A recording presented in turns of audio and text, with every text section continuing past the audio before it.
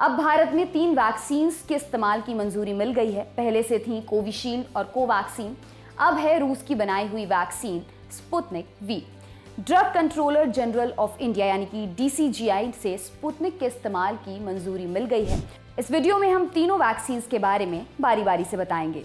Vaccine number 1 Sputnik, ये रूस में विकसित हुई है। भारत में डॉक्टर रेड्डी द्वारा इसका उत्पादन किया जा रहा था। रशियन डायरेक्ट इन्वेस्टमेंट फंड यानी कि RDIF ने अपनी स्टेटमेंट में बताया है कि 5 और भारतीय कंपनियां इसका उत्पादन करेंगी। ये 5 कंपनियां हैं ग्लेन फार्मा, हेट्रो बायोफार्मा, पेंसिया बायोटेक, स्टेलिस बायोफार्मा और विरचोव बायोटेक। इस वैक्सीन का भारत में अभी तक तीसरे चरण का ट्रायल चल ही रहा है। फिर भी स्पुतनिक की एफिकेसी का डेटा RDIF ने साझा किया है। ये है 91.6%। RDIF ने बताया है कि इस वैक्सीन के भी 2 डोज जरूरी हैं, लेकिन कोविशील्ड और कोवैक्सीन की तुलना में कम दिनों के अंतराल पर इस वैक्सीन के डोज लगाए जा सकते हैं। खबरों के मुताबिक 21 दिनों के अंतराल पर। स्पुतनिक के बारे में अभी तक दाम का स्ट्रक्चर सामने नहीं आया है। कहा जा रहा है कि मई या जून के महीने से वैक्सीन भारत की वैक्सीन मार्केट में उपलब्ध होगी। तब तक ही वैक्सीन के सही दामों का पता लगाया जा सकेगा। लेकिन वैक्सीन के एक डोज की कीमत अंतर्राष्ट्रीय बाजार में $10 यानी करीब 751 रुपए बताई जा रही है। भारत में प्रोडक्शन और रखरखाव का हिसाब जोड़ दें तो दाम में कुछ बदलाव संभव है।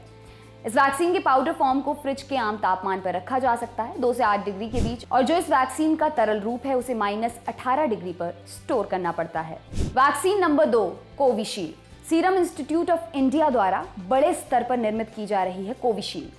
ऑक्सफोर्ड और एस्ट्राजेनेका द्वारा इसका ट्रायल किया जा रहा है, जिसके शुरुआती चरणों में बहुत सफल परिणाम आए हैं। ये इंग्लैंड में विकसित हुई है।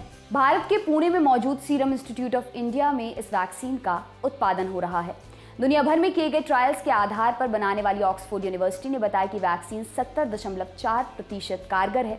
बाद में ये बात भी सामने आई कि अगर इस वैक्सीन के पहले डोज में आधी मात्रा और दूसरे डोज में पूरी मात्रा दी जाती है तो 90% से ऊपर कारगर हो सकती है।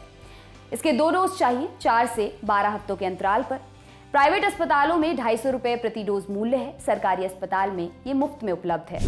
2 से 8 डिग्री के बीच इसका रखरखाव संभव है। तीसरे नंबर की वैक्सीन है कोवैक्सीन, जो भारत में ही विकसित हुई है। इसका उत्पादन भारत बायोटेक कर रहा है। वैक्सीन को तीसरे फेज के ट्रायल के बगैर ही मंजूरी दे दी गई थी। बाद में तीसरे फेज के ट्रायल का प्राथमिक डेटा आया था। वैक्सीन के 81% कारगर होने की बात पता चली। इसके 2 डोज चाहिए 28 दिनों के अंतर पर। मूल्य क्या है? प्राइवेट अस्पताल में 250 रुपए प्रति डोज और सरकारी अस्पताल में ये मुफ्त में उपलब्ध है। इसका भी रखरखाव 2 से 8 डिग्री के बीच संभव है। इसके अलावा भारत सरकार फाइजर और मॉडर्ना जैसी वैक्सीनों को भारत में अनुमति देने पर भी विचार कर रही है। अनुमति मिलते ही जानकारी आप तक पहुंचा दी जाएगी। आपके लिए खबर लिखी है हमारे साथी सिद्धांत ने। मेरा नाम है दिव्यांशी। देखते रहिए दी लल्लन टॉप। शुक्रिया।